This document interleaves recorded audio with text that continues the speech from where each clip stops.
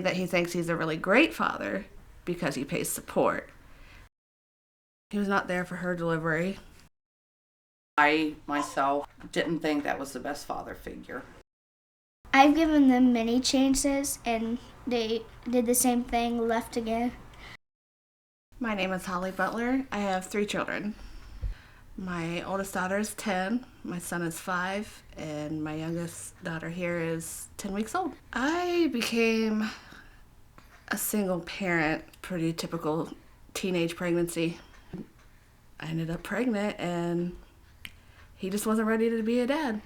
We met when I was 15. I had started working at Kroger's, and he's actually who trained me. We just hung out, and it wasn't probably until about 4 years after we had been friends is when I ended up pregnant with my oldest.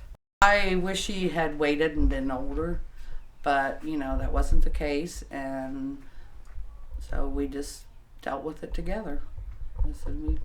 She knew she had our love and support.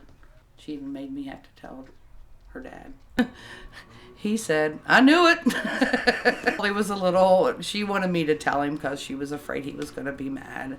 And he wasn't. He just, said, oh, well, and just kind of went on. But once she had Sierra,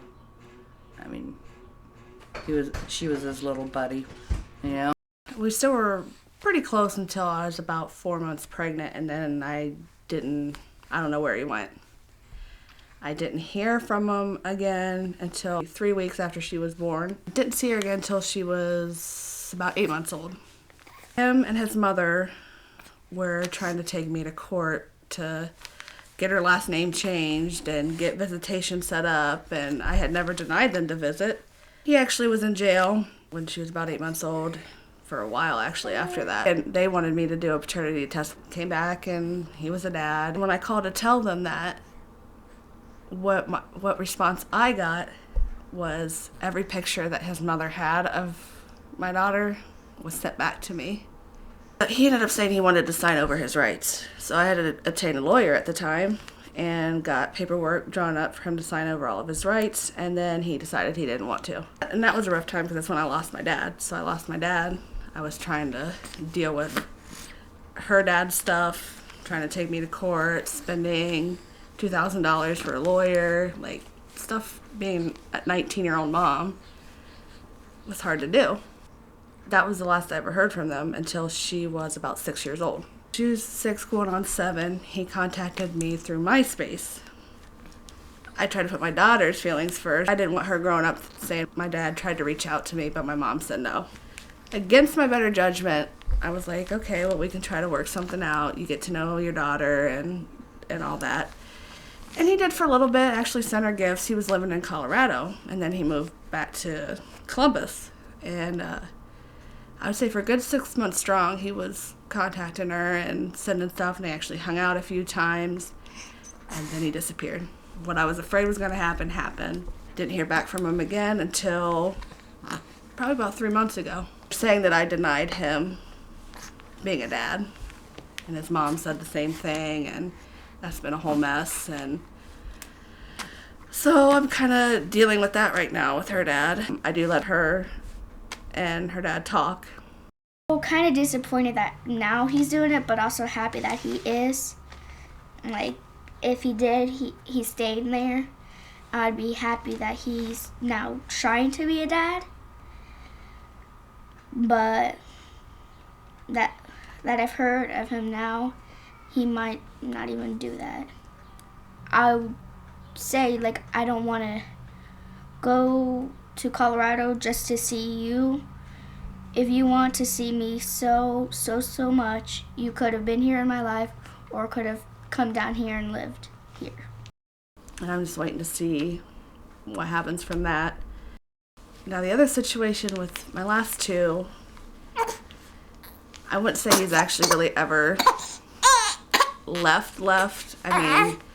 He's been around, just not consistently. We've known each other for about 9 years. We spoke throughout my whole pregnancy with my son, obviously after he was born. He spent most of his time away, even when we were together and living together at certain points. Actually, there's been a few times where he has kind of disappeared. Most recent was New Year's of last year. I had gone to a really good friend of mine in Dayton, and she's got 2 boys, and I had the 2 kids, and wanted to hang out. And Aaron and I had talked, and he was saying he missed me and couldn't wait till I got back in town, and that he wasn't doing anything, just hanging out with his brother and drinking and whatever, you know. And when I had come back home on Facebook, but I saw a picture of him and another girl, as he claimed he was not doing anything for New Year's weekend. After that happened, it's like he didn't even come back home. He left his stuff. I mean, he still couldn't explain to me anything what was going on. I mean, he never came back to get his stuff. I noticed some things were gone, but it's like he spent that weekend with her, and I guess wasn't planning on coming back, because it wasn't until a couple months later that he asked about his stuff, and I tossed it. And actually, he waited 4 months before he saw his son again. He, being the smart person I am, started talking to him again, and even though we never got back together technically, so it was April when he finally saw his son again.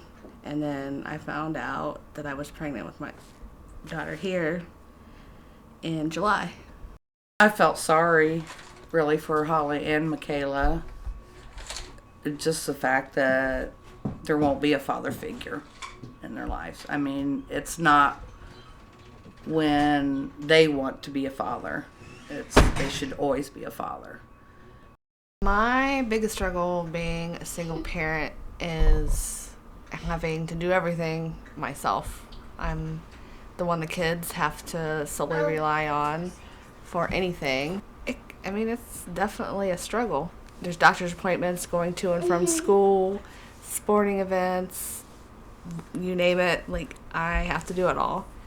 At the same time, you do what you have to do. I don't have any other choice. I try to wake up at least by 7, because I know it's going to take me about 20 to 30 minutes to get the kids up. My oldest is able to get herself dressed. Get them dressed, and we come downstairs. I get breakfast for them while they're eating. Try to make bottles for the baby. Get lunches packed if I haven't packed them the night before. And then we usually head out about 8:55 to drop them off at school. My youngest at the daycare by 9:15, and I'm at work by 9:30. I get off around 2, and I go pick the baby up. And the kids get out of school at 3:30, so I pick them up at 3:30. And they normally come home and do their whatever homework they have.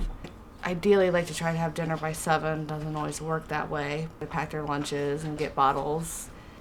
And then I like to try to have them in bed, ideally by 9. And then just repeat the process again.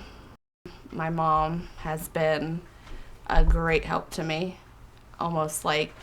She almost plays a parent role rather than the nana role. With any, if I ask her, she'll help. I mean, but it's not her responsibility ultimately with the kids. I don't really know if I have another father figure, but if I did, it would probably be my mom and Nana. When Holly's busy with the baby, the kids need something done, I help them. I help with their homework. We'll go out and play. That they have their baths at the end of the night and they're ready for bed. We just kind of do it as a family, you know? I mean, just whoever has a free moment can help them or contribute. Obviously, I would like to provide a lot more for them than I'm able to. But I know there's a lot of kids out there that have it worse. A lot of single parents out there that have it worse. I think I'm doing pretty well given my situation. But I think every situation is what makes you, you know, and you learn from it and grow from it. So there's little things, but overall, I mean, we're doing good.